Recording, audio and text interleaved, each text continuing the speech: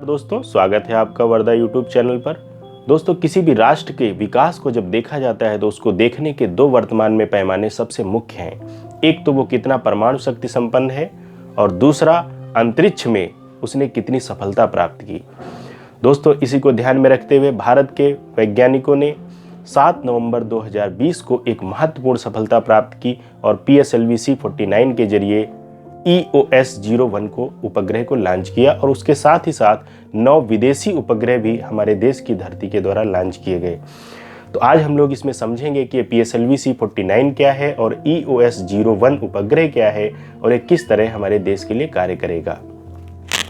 तो दोस्तों, सबसे पहले PSLV को देखते हैं। PSLV C49 polar satellite launch vehicle, यानी कि सैटेलाइट जो उपग्रह हैं उनको इस व्हीकल के माध्यम से लॉन्च किया जाता है अंतरिक्ष में।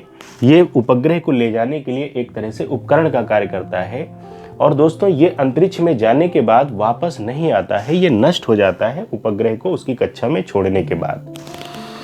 PSLV जो है ये पूरी तरह भारत द्वारा निर्मित किया गया है और GSLV भी भारत द्वारा निर्मित किया गया है। GSLV की तुलना में PSLV ज़्यादा भरोसेमंद है। इसमें परंपरागत सिस्टम का ही प्रयोग अभी किया जा रहा है और ये जब भी छोड़ा गया है तो इसमें हमको सफलता ही मिली है। दोस्तों, होता क्या है कि जो भी उपग्रह छोड़े जाते हैं वो श्रीहरिकोटा द्वीप से छोड़े जाते हैं, सतीश धवन अंतरिक्ष केंद्र से छोड़े जाते हैं और जो रॉकेट छोड़े जाते हैं वो उड़ीसा के व्हीलर द्वीप से छोड़े जाते हैं, जिसका वर्तमान में नाम APJ अब्दुल कलाम है। तो ये श्रीहरिकोटा द्वीप से छोड़ा गया। दूसरा, PSLV ने ही जो है 2008 में चंद्रयान फर्स्ट को इसी के माध्यम से लॉन्च किया गया था और 2013 में जो मार्स मिशन है, मंगल मिशन है भारत का, वह भी PSLV के थ्रू ही छोड़ा गया था। तो दोस्तों, होता क्या है कि इसमें 10 उपग्रह 7 नवंबर 2020 को लॉन्च किए गए। ये जो 10 उपग्रह हैं इसमें एक उपग्रह भारतीय है जिसको EOS-01 नाम दिया गया और जो 9 उपग्रह हैं ये विदेशी उपग्रह हैं। इनके बारे में भी हम लोग जानेंगे कि ये किन देशों के उपग्रह हैं। होता क्या है कि EOS जो है अर्थ ऑर्बिटर सैटेलाइट, अर्थ और ऑब्जर्वेशन सैटेलाइट, यानी कि पृथ्वी जो है उसका यह सैटेलाइट के माध्यम से इस पृथ्वी का ऑब्जर्व करेगा ये उपग्रह। और अभी तक जो भी उपग्रह छोड़े गए हैं उससे ज़्यादा अच्छी इसमें टेक्नोलॉजी का प्रयोग किया गया है। तो पहले तो हम लोग देखते हैं इसमें ये कहाँ से लॉन्च हुआ। तो दोस्तों, ये जो है अभी मैंने बताया कि जो उड़ीसा का व्हीलर द्वीप है वहाँ से नहीं, जो आंध्र प्रदेश का श्रीहरिकोटा द्वीप है। होता क्या है कि यहाँ पर जो ये आंध्र प्रदेश है, तमिलनाडु के ऊपर आंध्र प्रदेश, यहाँ पर श्रीहरिकोटा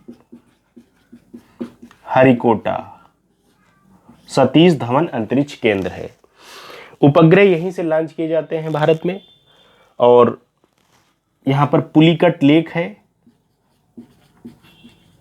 पुलिकट झील है। इसके ऊपर यहाँ पर उड़ीसा का व्हीलर द्वीप है जो APJ अब्दुल कलाम द्वीप के नाम से जाना जाता है। तो ये श्रीहरिकोटा से PSLV C49 को लॉन्च किया गया और इसमें जो है EOS-01 इसको नाम दिया गया, अर्थ ऑब्जर्वेशन सैटेलाइट। अब ये क्या काम करेगा?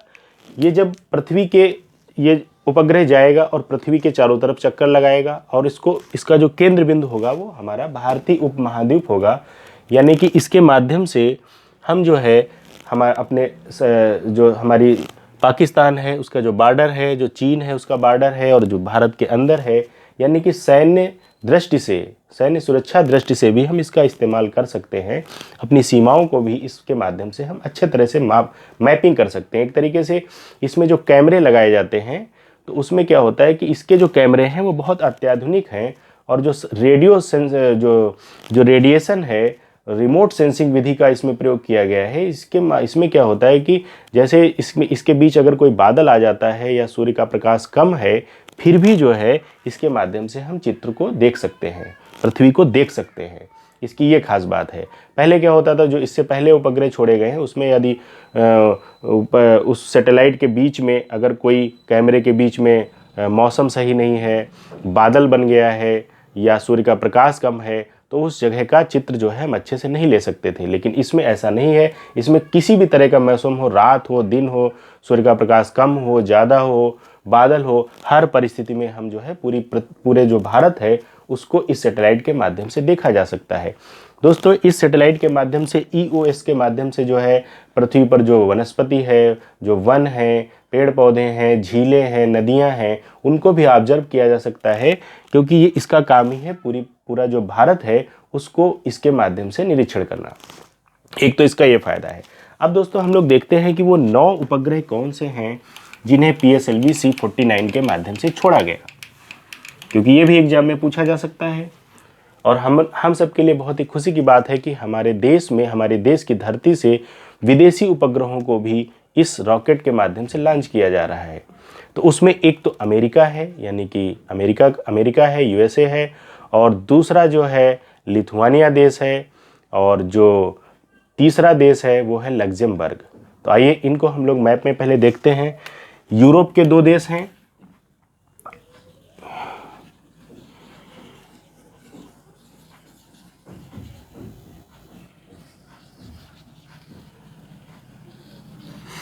दोस्तों जब यूरोप को हम लोग देखेंगे तो यूरोप कुछ ऐसे बनता है। यहाँ पर क्या होता है कि ये है नॉर्थ सी, यानी कि उत्तरी सागर, और यहाँ पर जो ये भाग है ये है बाल्टिक सागर।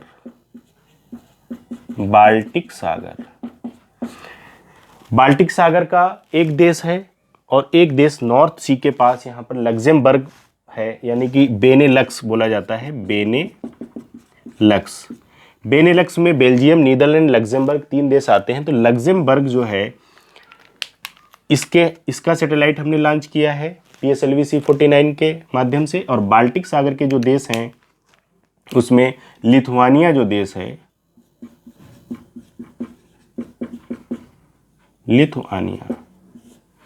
इसको जो है हमने PSLV C49 सैटेलाइट के माध्यम से लॉन्च किया। यानी कि यूरोप के 2 देश हैं, एक बाल्टिक सागर का देश है लिथुआनिया, और यहाँ पर बेनेलक्स जो है, बेनेलक्स को जब हम लोग मैप में देखेंगे तो नीदरलैंड है, बेल्जियम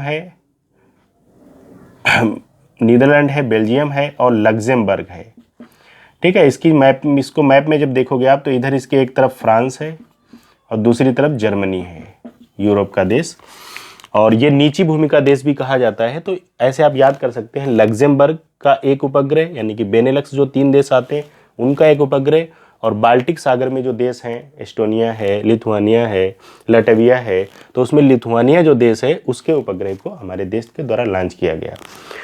और जो नॉर्थ अमेरिका है, नॉर्थ अमेरिका का USA, तो USA के जो है 4 उपग्रह हैं, ठीक है, और जो लिथुआनिया है इसका 1 उपग्रह है, और जो लग्जमबर्ग है इसके 4 उपग्रह हैं, यानी कि 4 4 8 1 9, ये 9 उपग्रह लॉन्च किए गए हमारे देश की धरती से, श्री हरिकोटा द्वीप से PSLV C49 के जरिए।